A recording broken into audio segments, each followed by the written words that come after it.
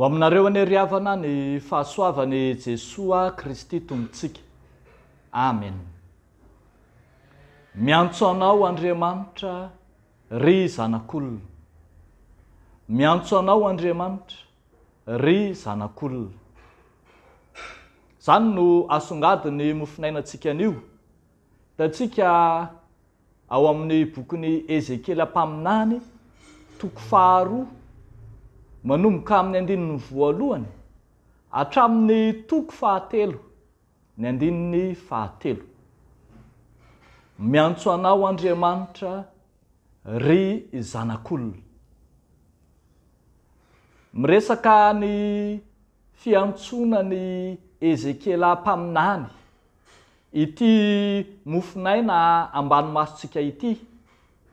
Ezekiela zay isan'ireo avaram-pianarana izay nentina ho babo tamin'ny andiany voalohany ho an'ny Babilôna amin'ny maha-pisorona azy. Pisorona izy saingy tany amin'ny fahababona dia toa hita fa mianaka manenika ny tontolo ny faharatsian'ny zanak'olombelona, indrindra teo amin'ireo jiosy izay voafidon'Andriamanitra. Tafakatra, azo lazaina fa tafakatra amin'ny faratapony ny faharatsian'ny olona, ary dia tonga ratsy noho ny jentilisa mihitsy aza izy ireo. Voasarony aizipitony fahotana ny tany. Eny, efa tonga manaranaka mihitsy zany. Ka dia zany indrindra no niantsona any Ezekiela, nanomezana baiko ho any Ezekiela hitory amin'ny fireneny ny momba an'Andriamanitra. Ezekiela eto lay zanak'olona izay irahan'Andriamanitra. Zanak'olona, hoy izy eo amin'ny andininy voalohany manao hoe ry zanak'olona, mitsangàna fa hiteny aminao aho. Ezekiela lay zanak'olona. Ny teny hoe zanak'olona dia miverina tsy latsaky ny 70 isa ao amin'ny testamenta taloha, ary saika hitatsika ao amin'ny bokin'ny Ezekiela avokoa izany teny izany. Misy vitsivitsy ihany anankiray ohatra ao amin'ny bokin'ny Daniela, fa ny ambony ao amin'ny bokin'ny Ezekiela avokoa.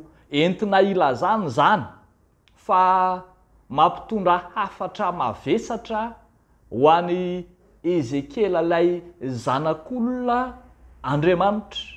Zanak'olona izay manana sy mitondra hafatra amin'ny ankafana-po, mitondra hafatra toa mirehitra mihitsy, ary dia hitatsika miverina matetika ato ohatra ny fampiasana ny voambolana hoe taranaka maditra, tsy miaino, mafiatoka, ohatran'ny maimboka, sy ny sisa sy ny sisa. Ezekiela zany lay zanak'olona vonina hampiseho ny fahasamihafana tanteraka eo amin'ny fahalemen'ny zanak'olombelona an-daniny sy ny hery sy fahefan'Andriamanitra kosa etsekilany. I Ezekiela lay zanak'olona vonina hanarina sy ohatra velona eo amin'ny vahoaka izay nambanina sy nitorotoronina natao tsinotsinona teo aloha. I Ezekiela ilay zanak'olona vonina hanova ny tantaran'ireo mpiray tanorazana aminy izay variana amin'ny fahotana fanaon'ny jentilisa. Ny teny hoe zanak'olona dia teny izay entina ilazana lay iraka olombelona vatana nofo amandra, kanefa feno ny fanan'Andriamanitra afaka hiteny amin'ny anaran'Andriamanitra. Dia io vatana nofo amandra, io no ny rahan'Andriamanitra eto ho iraka ho any amin'ireo taranaka maditra. Verina imbedibe eto ny hoe mafiandrina izy, madi-po izy, taranaka maditra izy, ka ao no andrahana azy. Tsy atahotra, tsy angovotra, fa hiteny ary tsy maintsy hiteny, na hiaino izy na tsy hiaino. I Ezekiela ilay olombelona vatana nofo amandra, ka hanana fahasahiana hiteny, satria ho fenon'Andriamanitra ny teniny. Ary zany no hitantsika manao hoe sokafo ny vavanao, ka hany izay ahafahako anao. Dia hitantsika eto fa ahafahan'Andriamanitra azy ilay horonan-taratasy izay misy ny tenin'Andriamanitra. Ilay horonan-taratasy no anomezan'Andriamanitra baiko azy manao hoe vokiso ny kibonao, feno ity horonan-taratasy ity ny tsinainao. Ka na dia toa hita aza fa fitomanina sy fidradradradrana ary loza no votoatin'izany hafatra izany, rehefa nanandrana ny teniny kosa Ezekiela dia nahatsapa fa toa mamy ao ambavany toy ny tantely izany. Riavako malala ao amin'ny Tompo, manohy izany asany Ezekiela, lay zanak'olona izany isika mandraka ankehitriny. Ianao ihany koa lay olombelona nofo amandra, irahan'Andriamanitra ho any amin'izao tontolo izao, lay feno fahalovana, feno faharatsiana, lay hanarina, hanitsy, hananatra, na hiaino izy na tsy hiaino. Fa ho anao dia mazava ny afatr'Andriamanitra manao hoe enao kosa ary zanak'olona amin'ny 19. Miaino izay lazaiko, aza maditra tahaka izany, taranaka maditra izany ianao. Fa feno tenin'Andriamanitra ny fiainanao, dia hanana fahasahiana ianao, hitondra ny hafatra eo anivon'izao tontolo izao izay anirahan'Andriamanitra anao. Zanak'olona, irahan'Andriamanitra ianao. Tahaka nanirahan'Andriamanitra ny zanany, lay zanak'olona tonga tetỳ amin'izao tontolo izao ho iraka tsy mana-tsafidy, hitondra famonjena ho an'izao tontolo izao. Eo n'Andriamanitra ireriany ny voninahitra. Amen. Ivavaka isika.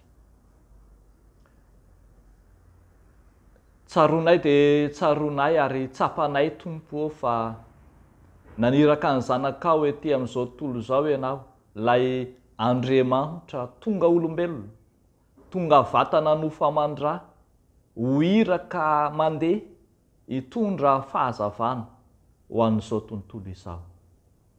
Dia vonina ihany koa izahay andray izany baiko ny filazany tsara izany, hitondra ny hafatra ho any amin'ny toerana izay anirahanao anay.